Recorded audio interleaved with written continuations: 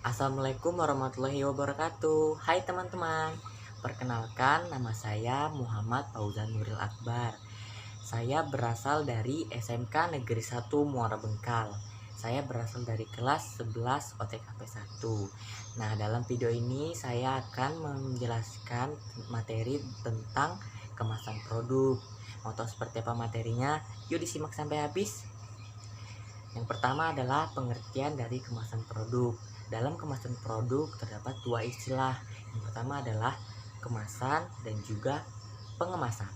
Kemasan produk adalah ide kreatif yang mengaitkan desain struktur, material, warna, citra, tipografis, desain kreatif dengan informasi produk agar suatu produk dapat dipasarkan. Yang kedua adalah pengemasan. Pengemasan adalah proses pembuatan suatu wadah atau tempat bagi suatu produk. Yang kedua dan selanjutnya adalah fungsi dari kemasan produk.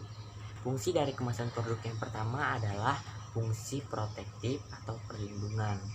Nah, fungsi kemasan produk sebagai perlindungan yaitu adalah melindungi produk tersebut dari perubahan cuaca seperti hujan dan sinar matahari yang mengakibatkan produk tersebut rusak. Yang kedua adalah perlindungan dari benturan-benturan saat produk tersebut dikirimkan kepada konsumen.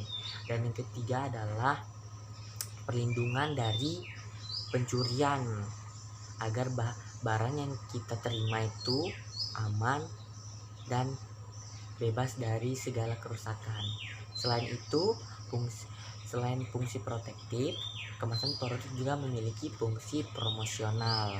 Nah, fungsi promosional ini adalah fungsi yang dimana produk tersebut memiliki suatu atau gambaran yang memberikan informasi dan juga sebagai media promosi terhadap produk yang diproduksi oleh suatu perusahaan. Misalkan merek barang tersebut, informasi bahan-bahannya, dan juga tanggal kadaluarsa jika makanan, dan biasanya terdapat harga dari suatu produk tersebut. Jadi konsumen lebih bisa lebih tahu tentang produk yang mereka beli. Nah, selain itu, kemasan produk juga memiliki jenis-jenisnya. Jenis pertama yaitu kemasan primer atau kemasan utama. Kemasan primer atau kemasan utama adalah kemasan yang membungkus langsung produk tersebut. Contohnya adalah kaleng susu.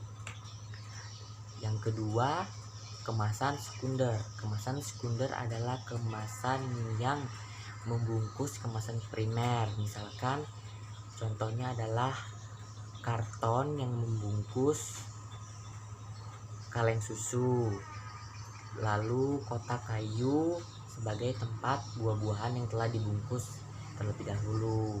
Yang ketiga yaitu kemasan tersier dan kuarter. Kemasan tersier dan kuarter ini adalah kemasan yang digunakan saat pengiriman produk tersebut. Yaitu adalah misalkan barang tersebut berasal dari luar negeri dan jumlahnya itu banyak, biasanya barang tersebut akan dibuat dalam suatu kotak yang bernama kontainer. Nah, kontainer inilah yang disebut dengan kemasan tersier atau kuarter. Selain itu, kemasan produk juga dibedakan berdasarkan frekuensi pemakaiannya nih teman-teman. Yang pertama yaitu kemasan sekali pakai. Kemasan sekali pakai ini dapat berupa seperti bungkus nasi atau kemasan dari makanan kaleng yang tidak dapat digunakan kembali. Yang kedua adalah kemasan yang masih dapat dipakai beberapa kali. Contoh dari kemasan ini adalah botol minuman ataupun botol kecap yang dapat digunakan hingga 2 kali atau 3 kali asalkan setelah penggunaan pertama dicuci bersih dulu menggunakan sabun. Yang kedua yang terakhir adalah kemasan yang tidak dibuang, yaitu kemasan yang tidak dapat teruraikan di alam. Contohnya adalah kaleng biskuit. Karena kaleng biskuit kan biasanya terbuat dari besi ataupun baja sehingga lama untuk mengalami penguraian di alam. Jadi untuk mengurangi sampah sebaiknya digunakan kembali dan dicuci bersih terlebih dahulu. Nah, mungkin segitu saja video tentang kemasan produk dari saya.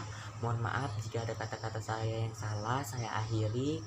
Wabillahi taufiq walhidayah. Assalamualaikum warahmatullahi wabarakatuh dan selamat pagi. SMK bisa.